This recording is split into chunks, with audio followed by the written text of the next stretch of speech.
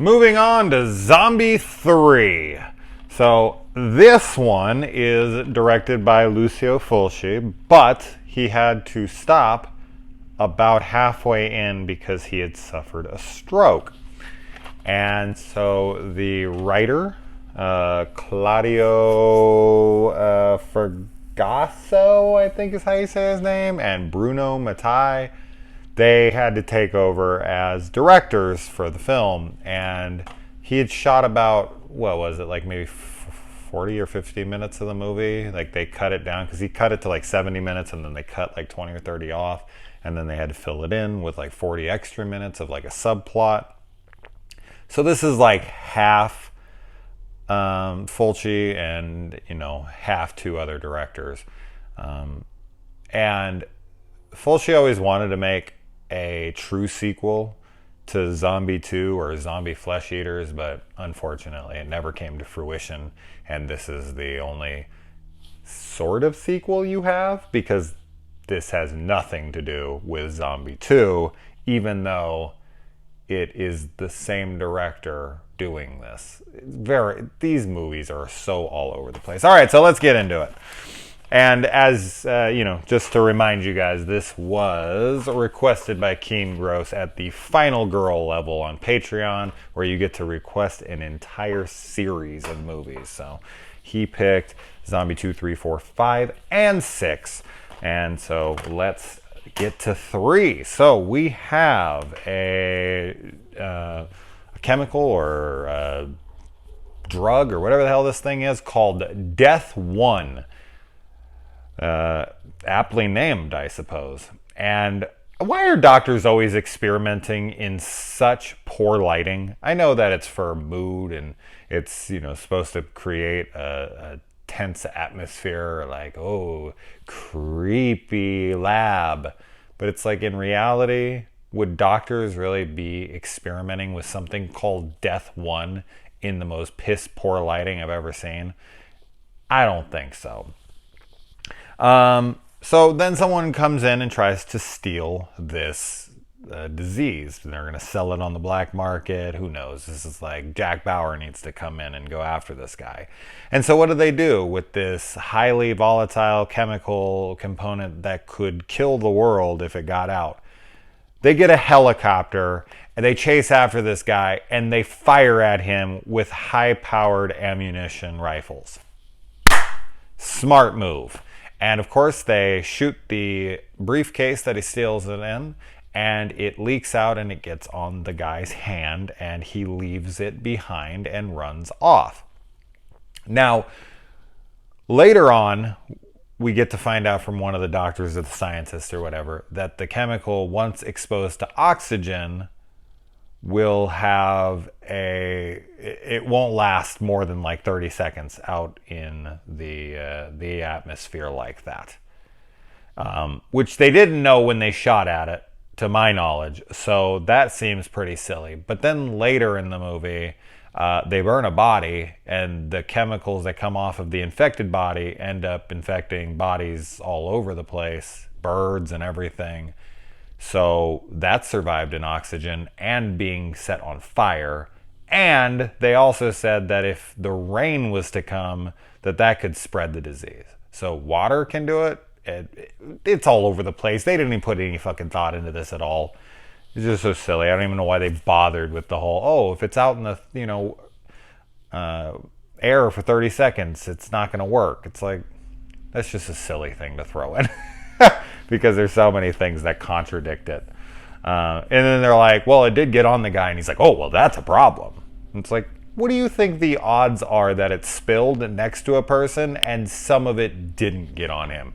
Your immediate concern is, did some of it get on him? It probably did. We need to find this guy immediately. He's like, oh, that's no big deal. Within 30 seconds. Like the guy wouldn't, it wouldn't break on the ground without the knowledge and he's trying to scoop it up or anything.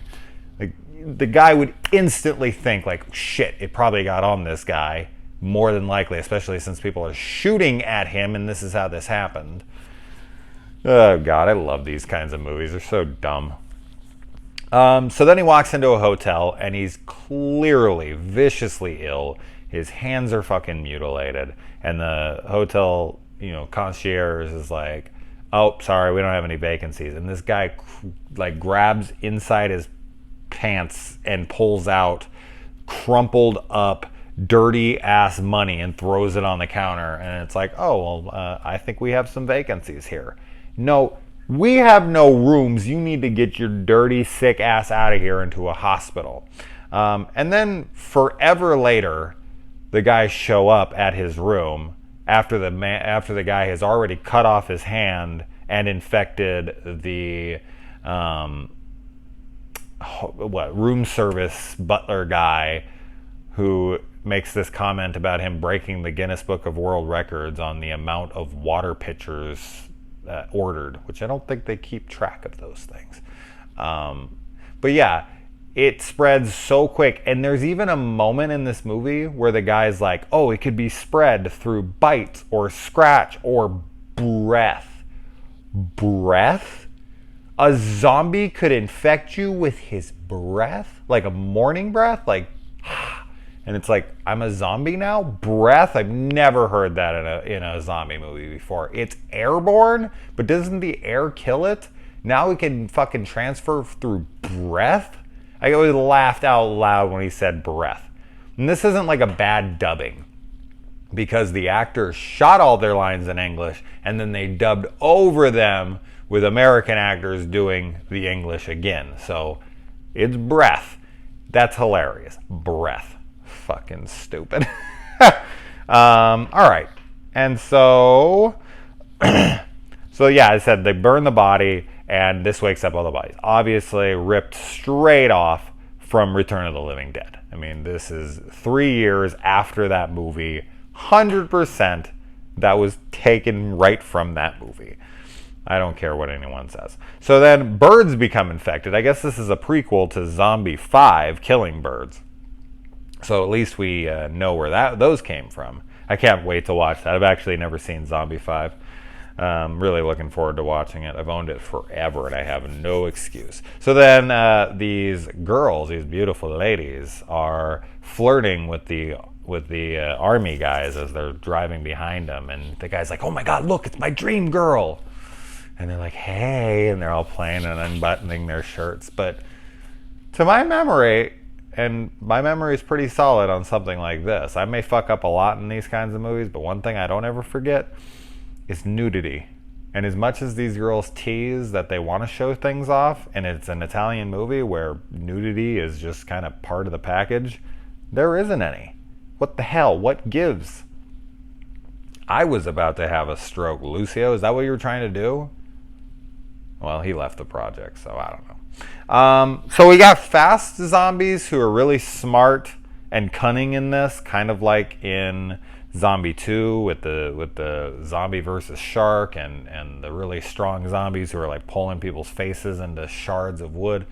But then we have really slow moving zombies as well. So I'm guessing that the people who were alive when bitten or infected by breath, those are the fast moving ones because rigor mortis hasn't set in and whatnot. And then the slower zombies are the ones who were already dead and brought back by the smoke. So I've already fixed a plot hole here. And I just literally thought of it right now. Most of what I say on all of my videos, I don't even have notes for. I just make this shit up on the spot. And so one of the girls that's driving around with this G.I. Joe guy is absolutely terrified because this fast zombie comes out with like a machete and he blows them up and everything. The girl's just terrified, as she fucking should be. And I really like the zombie action scenes, and I really like the music in this one. I have to say I actually prefer this one to the second one. That would be blasphemy to some of you, but this one's better paced and more fun. There's more going on. The second one does drag a little bit. And this one it's got a better pace to it. I do think it's the superior zombie film in this franchise, but we'll see how I feel about 4, 5, and 6. But this girl's terrified, absolutely mortified, doesn't want to be alone, nothing. And then the guy pulls over because the car overheats, Jeep overheats. And he's like, oh man, the radiator needs water. And she's like, oh, okay, I'll go get it. And just wanders off by herself. So hilarious how drastically her mood changes from one scene to the next. I got it. Like, she's seriously no hesitation. The most like optimistic, cheery voice. Oh, okay, I got it. I'll go look for some. And he's like, okay. And then he just goes and like takes his shirt off to like start working on it. It's like, the water in the radiator. Why can't you go? What are you doing? It has to cool down before you can even take the cap off anyways, so you might as well go with her. What was he doing taking his shirt off? Like, maybe he missed something? Maybe he's gonna take a knife and he's gonna put it under there and turn it on like freaking Friday the 13th Part 4. I think it's the solenoid. That was my geek. That was my geek glasses push right there. Yeah, good actor. So then she gets just shoved. I've never seen a zombie just like goof shove someone out a window into the water. I don't know why it wouldn't just bite her, but it shoves her out the window because it's feeling playful. And she's probably already infected by the breath of the zombie who got that close, but he pushes her into the water. The freaking GI comes out and he jumps in the water to save her, and she's alive. She's alive. She's alive. She's like she's not really freaking out or anything. She's just kind of alive. And then he pulls her out of the water and her legs are missing and she's a zombie. So somehow in between there, she had her legs bit off and turned into a zombie without any protest or screaming, and changed into a zombie almost instantaneously. Because you would think she would be like, oh my God, my legs, they bit them off, or something's biting me, or something. But he pulls her out and her legs are missing. And it's a great shot, don't get me wrong, but it's hilarious. Like, how the fuck did her legs get bit off? So the zombie's under there, gnawing at both of her legs, taking them both off at the kneecap, and she's just sitting around there with no legs, staying afloat, not letting him know, and turns into a zombie because she's still clearly alive at that point. But then at the end of this movie, there's a zombie radio host, which is very odd, and we'll get to that. I don't understand that at all. Do all the zombies in this movie have the ability to speak and they just don't? Is that girl already a zombie and she's just luring him towards him? Wouldn't it be easier to try to kill him in the water where he has no real way to fight back? And she's more, buoyant and doesn't need the use of her legs because she can swim with her arms? Whatever. Maybe they can't think all that well. Or maybe this movie is just idiotic. I don't know. Maybe a little bit of both. Or all of the above. So then the radio guy tells them all, oh, if you see any guys in white suits, just go to them and they'll help you out. This reminds me of the movie The Crazies, which actually I think, predates this as well. So they probably borrowed or stole straight out from that one as well. But they're going out there to kill all of them, and this guy knows that and is just leading them to the slaughter, which I just thought was really fucked up. Like, to go on the radio and be like, hey, if you see these guys, freaking go run to them, they'll help you out. Get battery dying again. I can never have a fully charged battery when I start these damn things. And then one of the girls gets her face just ripped apart, mutilated, blood spraying everywhere. I love that scene. Great little gore gag there. It's not too much to it. It's mostly blood, which I'm not like a huge fan of blood. I never really consider that to be gore, and I feel it's to be very cheap. But the use of blood and the little bit of like latex and whatever they got going on there to act as her skin, it's effective. I dig it. But yeah, just blood. When I just see blood in movies, or it sprays on a wound, or it comes out of somebody's neck, but there's no wound or anything, that is not gore. That is not gore to me. Just blood does not count as gore. Anyway. And so then they're trying to run away. And Yeah, they're before we get to that, the doctors are trying to say like we can make a vaccine and we can go out and we can you know give this to everybody. And of course the guys, the money makers, the secret holders. This reminded me a lot of Chernobyl. They're like, oh no, this has to remain a secret. Nobody can have the knowledge that Death One exists, because then they're going to want it. So we're going to have to keep this under wraps and potentially kill the entire planet, because we don't want anyone to have our secret recipe. That's like bushed baked beans or something. Freaking just don't tell the dog.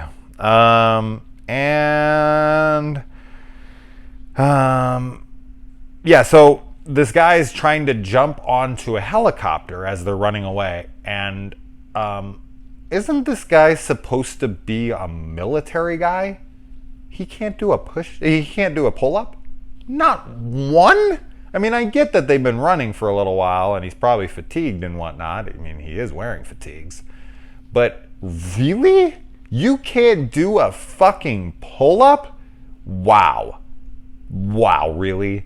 And so he falls down and these things are attacking him like crazy. And for some reason, they were like hiding under like, freaking mulch or brush or whatever.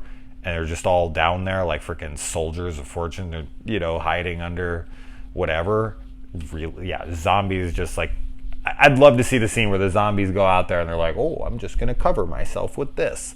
And when someone comes by, I'm just going to pop out and breathe on them.